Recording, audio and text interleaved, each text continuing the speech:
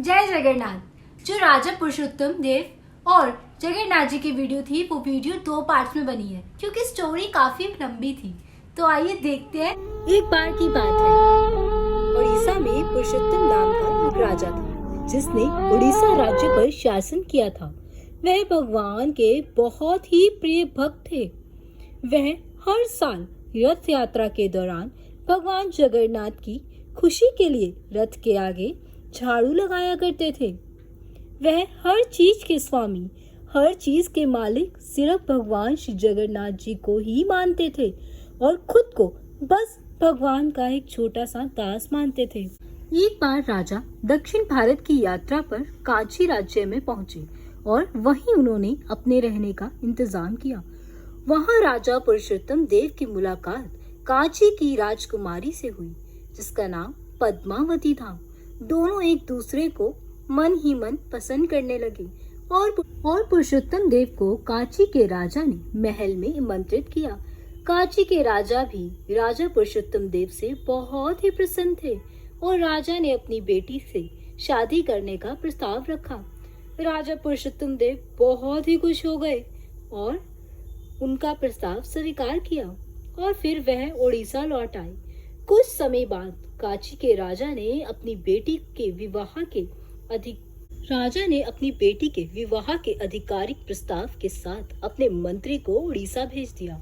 जिस समय मिनिस्टर कांची से आए वह समय रथ यात्रा का समय था और वह राजा का सबसे पसंदीदा समय। राजा पुरुषोत्तम देव ने कांची के मंत्री को रथ यात्रा तक रुकने के लिए कहा और रथ यात्रा के दिन बहुत ही शुभ मुहूर्त में भगवान के बहुत ही सुंदर सुंदर भगवान के विग्रह, भगवान श्री जगन्नाथ, बलभद्र जी और सभी के प्रिय हमारी सबसे प्यारी सुभद्रा महारानी जी और सुदर्शन चक्र जी के साथ चारों को रथ पे विराजमान किया गया। लाखों लोग एकत्रित थे वहाँ। कीर्तन, मृदंग, शंख की आवाजें चारों ओर गूंज रही थी।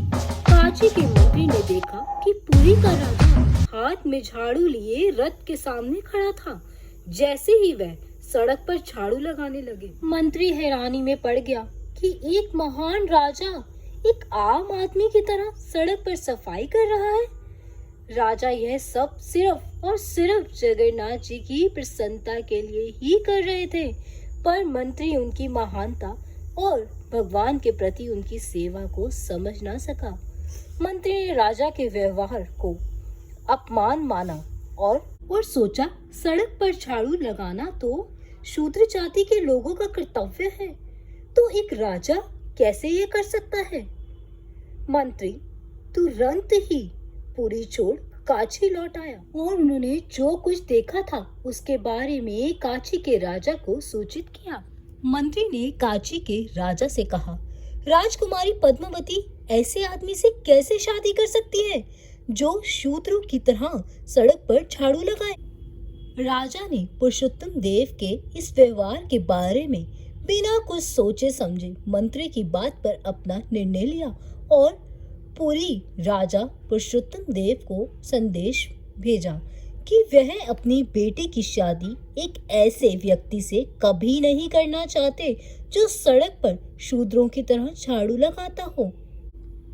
इस खबर ने पुरुषोत्तम देव और राजकुमारी पद्मावती दोनों को ही दुखी कर दिया और उन्हें और भी परेशान करने वाली बात ये थी कि कांची के राजा ने राजकुमारी पद्मावती के स्वयंवर की व्यवस्था कर ली थी।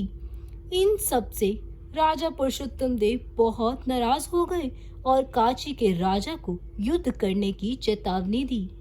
कांची के राजा गणेश जी के महान उपासक थे और उन्होंने युद्ध में प्रवेश करने से पहले एक शर्त रखी। शर्त यह थी कि पुरी के राजा अगर पराजित हुए तो वह भगवान श्री जगन्नाथ, बलदेव और सुभद्रा महारानी जी के विग्रह को उन्हें सौंप दें और उन्हें कांची के मंदिर में गणेश जी की मूर्ति के पीछे रखा जाएगा। इसी तरह अगर कांची के राजा हारे तो वह अपने गणेश जी के विग्रह को पुरुषोत्तम देव जी को सौंप देंगे।